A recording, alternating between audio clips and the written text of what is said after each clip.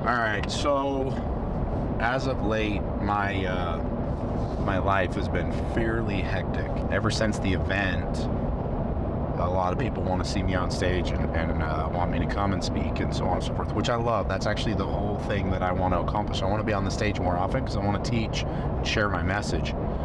So anyways, one of my good friends, Ryan Pineda, who was also at my event and was on stage in a panel, asked me to come and open for his event, WealthCon. So we finished the call for Limitless Society, and now we are taking a jet from Salt Lake to Vegas. We're gonna get there in Vegas, go to bed.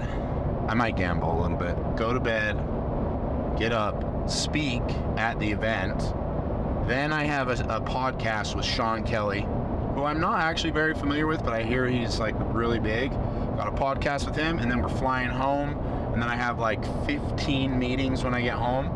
Go to bed, and then I'm gonna get back on a jet with my entire family. I got a huge 20-person jet. I'm taking all of my family to Disneyland, and we're gonna go for 4 days to California. So I'm really excited. But now you'll see the event that I speak at, because I think that's what this YouTube episode is, right? Yep. Yeah, so you guys will be able to watch me speak. Let's do it.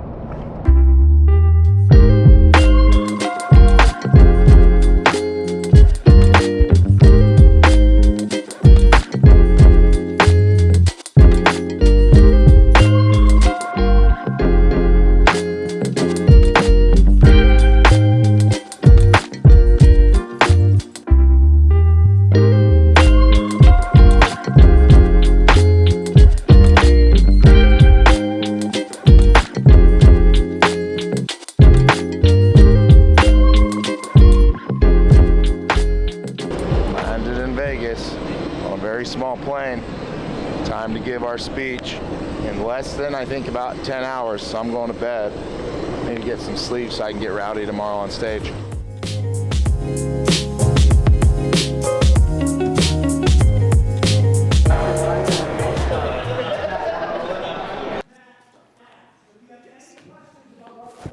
Appreciate you coming, man. Absolutely, dude. Anything for you. Kill it. Thanks, brother. It's the noise for Keaton The Muscle! I got to tell you guys as I start, I'm a little bit nervous. This is one of the first times that I've ever been nervous to speak, and I got to tell you guys why. So Ryan was at my event, I think 2 weeks ago, and I spoke. I don't know if any guys were there, but I spoke, it was pretty much for my children, actually. And when I got off stage, Ryan was like, hey man, I want you to give that same speech at my event.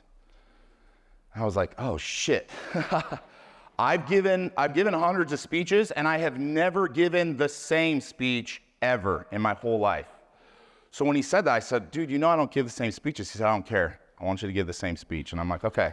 So I guess I'm just gonna pretend like you are my children, and I'm gonna teach you what I wanted to teach them, if that's all right with you guys.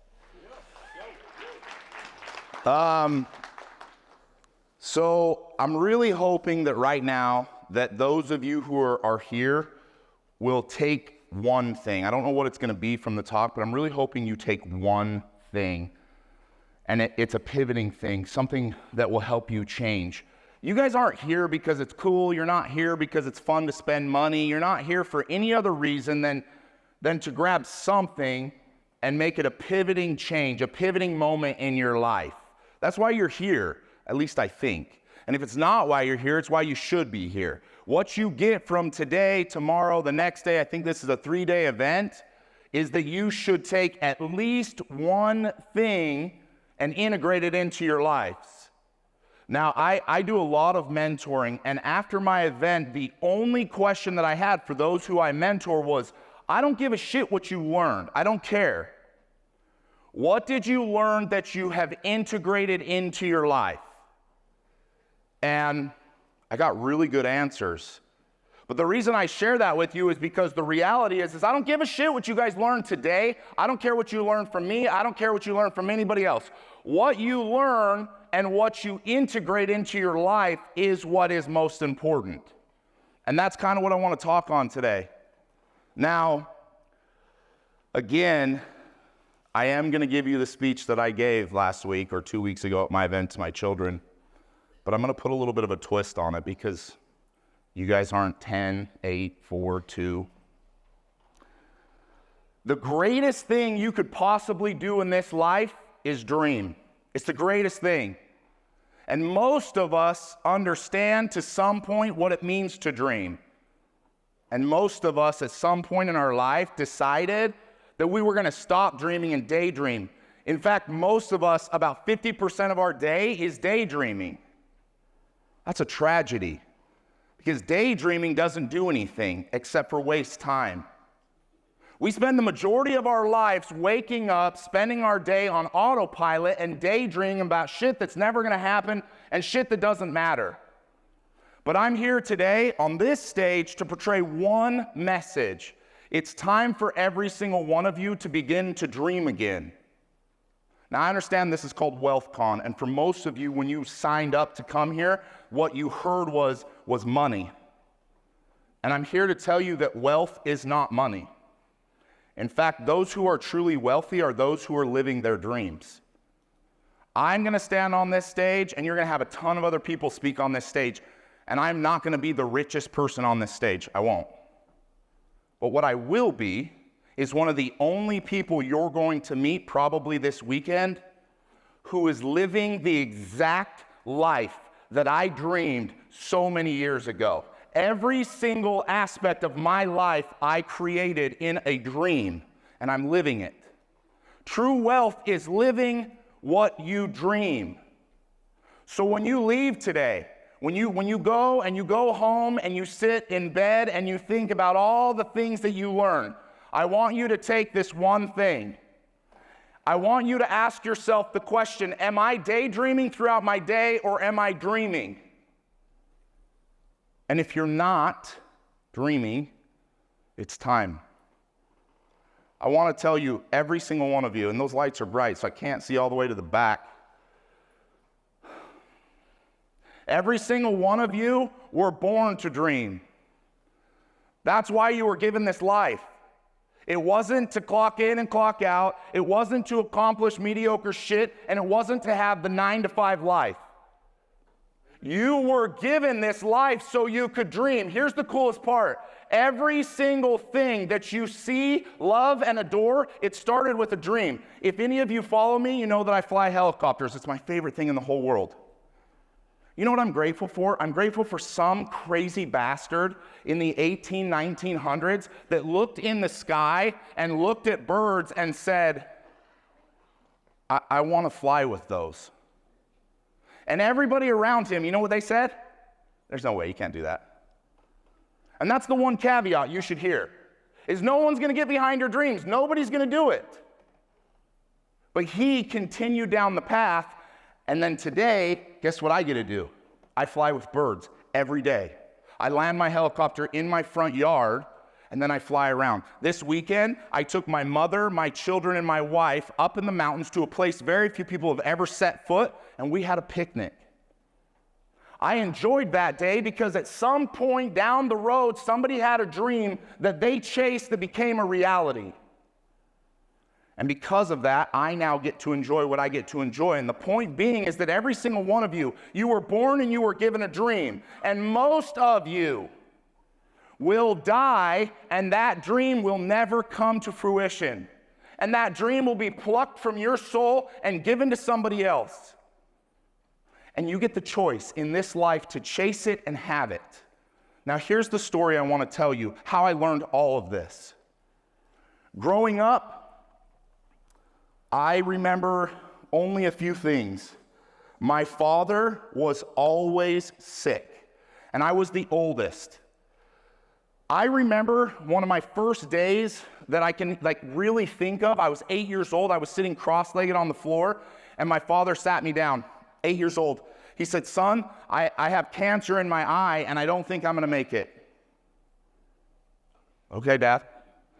And he said, "I need you to prepare to be the man of the house." Now, the reason I share that with you is because that was the beginning.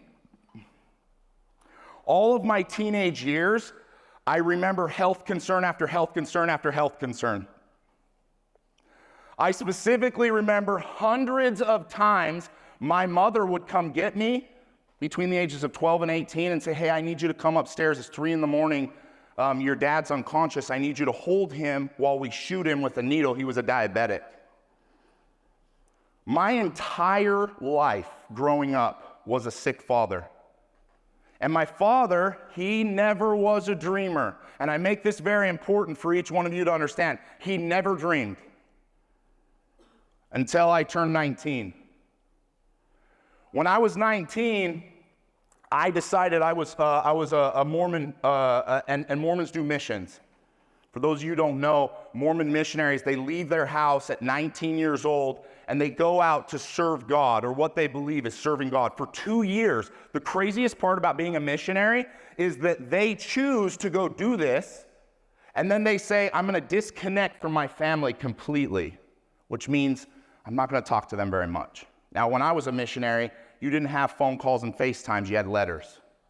Well, when I decided to go, I had a conversation with my mother, and my mother was very clear. I support you, but I need you to understand, if you decide to do this, if you decide to go, I don't think your father's going to be here when you get back. And I love you, and I need you to accept that that is what you are choosing to do. And I decided I was going to go anyways. 1 week before I left, I saw my father at a kitchen table. He said, sit down, I want to talk to you. And he looked at me. I'm going to rip this off and just yell if I have to. He looked at me and said, I know what people are telling you. I know what people are telling you. I know what your mom has said. I know what the doctor said, but I want to tell you something. I'm going to be here when you get home. For the first time in my life, I saw my father dream. And this is what I want you to write down, to be very clear. The difference between dreaming and daydreaming is that dreaming creates a vision. My father had a vision for the first time in his life. He sat down and he said, son, I don't care what they're saying. I'm going to be here when you get back. So he created a vision. And for each one of you that are listening that give a shit about doing what I'm telling you to do, you got to understand, if it doesn't create a vision in you, it won't happen. It won't come. It's just a bullshit daydream, and it's wasting your time. And you need to decide now, am I going to do things that create visions, or am I going to continue on autopilot to daydream? My father said very clearly, I'll be here when you get back, I promise. I decided to go. The cool thing about being a missionary is every single week, you don't do phone calls, you didn't do FaceTimes, you got letters. Every week, day in and day out, I would get a letter from my mother. Hey son, I'm proud of you, I love you. I just want you to know, I don't know how long your dad has, and I know he promised you this, but I just want you to be prepared. And then that following letter from my father. I love you, I'm so proud of you, stay focused. I'm doing fine. Over and over every single week. And then a year came. I got a letter from my mom. I actually also got a letter from some of my siblings. Hey, Dad fell. He broke his face. And my mom was really clear in the letter. She said,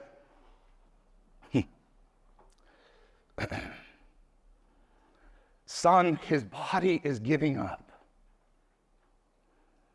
I know you have hope that he's going to be home. But I'm watching this man fight, and his body's giving up. I don't think he's going to be here when you get back.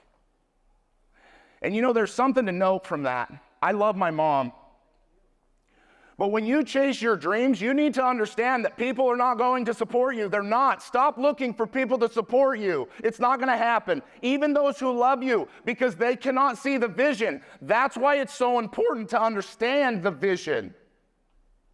My own mother, because she loved me, wanted me to be prepared for something, and that was my father not being there when I got back. Well, guess what? Week in and week out, I got another letter from my dad. Hey, son, I'm fine. I know what your mom said.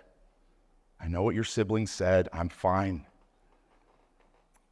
In fact, every single day I'm getting up and I'm doing things and I'm working and I'm going. This is the third thing that I want you guys to write down. You must dream, and in that dream, it must create a vision. But the most important piece that my father taught me was that you must execute daily on the vision that you have. See, my dad didn't have a dream and didn't have a vision that he didn't commit to and execute on every single day. Now, a dying father was walking around the block. I used to get messages from neighbors, letters. Your dad's crazy. He's out walking around the block with his oxygen tank. He's just walking around. He's tripping over the cord. He's kicking dogs. He's doing every single day so that he can see you, when you get home. Every day, day in and day out, I see your dad walking. Well, about 19 months in, I got one more I got one more letter from my mom. This one was it was much harder. She said, "Son, your father's in the ICU. His body has completely shut down.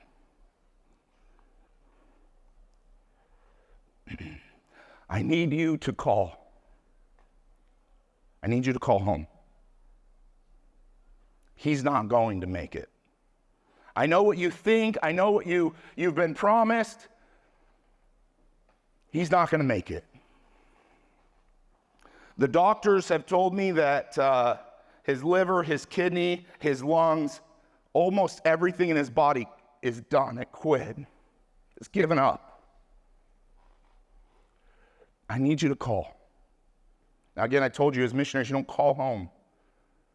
You just write letters so you could stay focused. I don't know why I chose not to, but I said I'm not going to call. And I waited a few days for that next letter from my father. I didn't get it. And then about a week later, and mind you, a week of wondering if your father is alive is a long time, I got a letter from my dad. "Hey, son, I know what they told you. I made a commitment. I'm okay. I need you to stay focused. Focus on the work. I'll be here when you get back. I love you. I'm proud of you. I'll be here."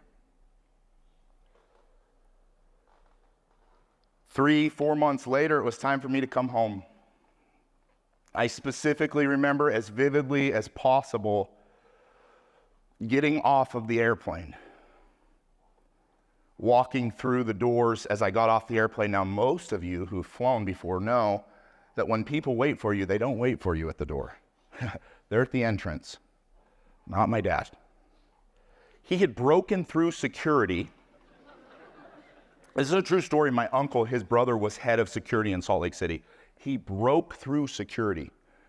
And my uncle had called like, "Hey, you need to get him. He's telling everybody he knows me and they're letting him in." No shit.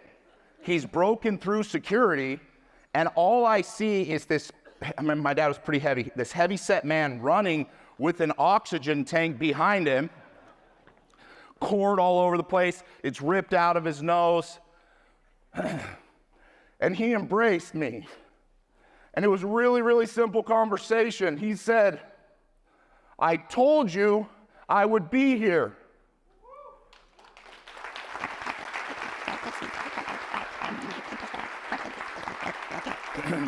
See, the truth is that he had a dream that created a vision, and he executed daily when he could. There were days he couldn't do it, but he executed on it day in and day out. As he embraced me, he said, I told you so. You didn't believe me, did you? Now I can tell you, I said, yeah, of course I believed you, Dad. I can tell you I didn't believe him. No one believed him.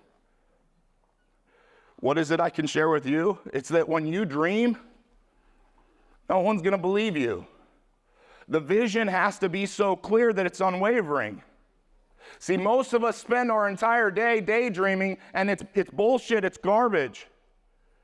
But when a dream comes to our soul, to our core, that God gave us, we gotta chase it. We gotta execute on it. We have to understand that no one's gonna believe us. No one. No one believed my father, not even his wife, because they saw a task that was too heavy, it was too big. And most people right now in the crowd, most of you are thinking, well, I got big dreams. How does that even correlate to what we're talking about? My dreams are so much bigger than some old man who was just trying to stay alive. Well, let me finish the story. Let me finish this story.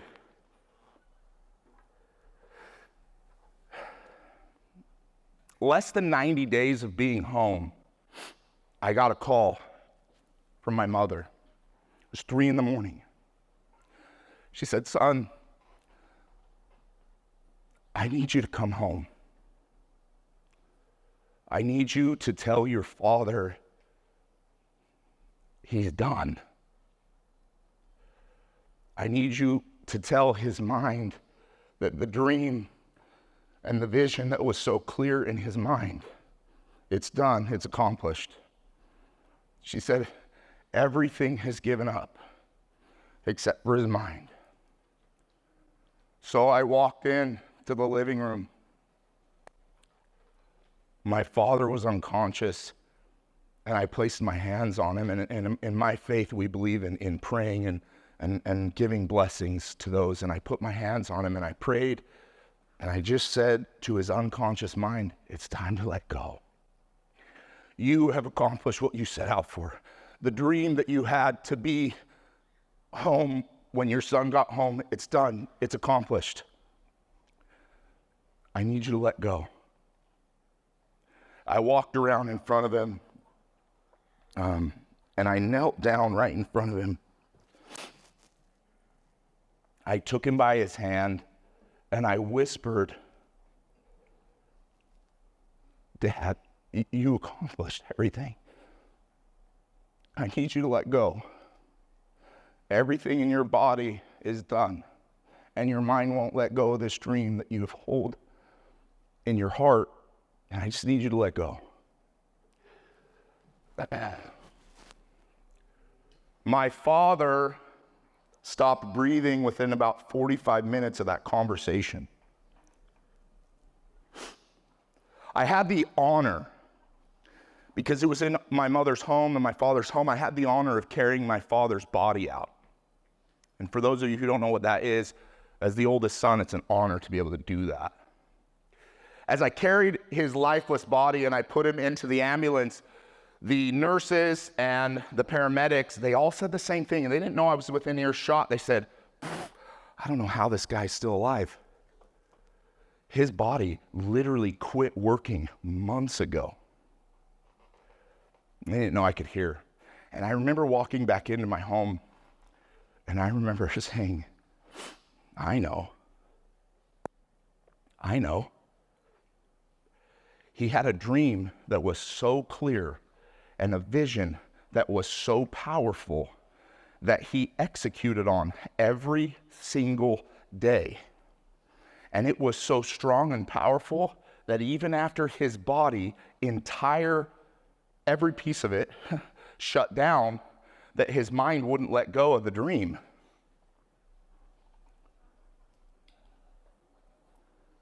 So I share this message with each one of you for one purpose.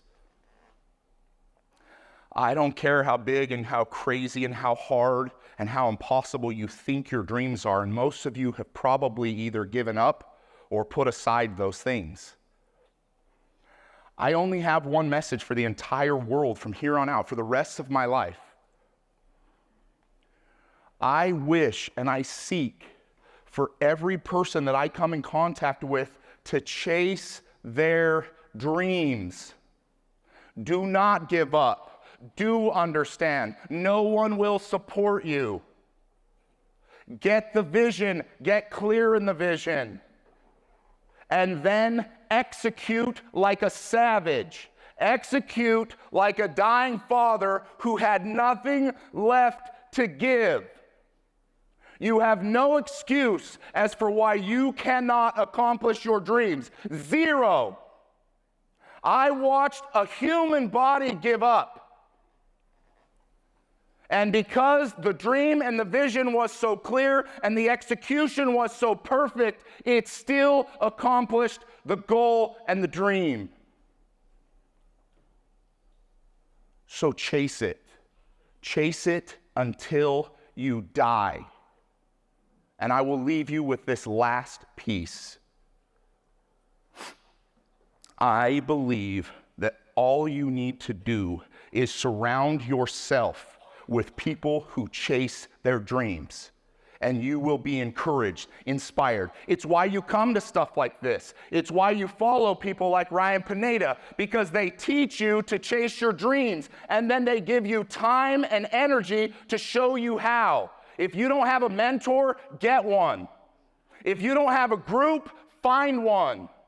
That's all I ask. This life is hard enough. Find people who believe in your shit, who want to do what you're doing. Surround yourself in a room like this. Find mentors like Ryan Pineda.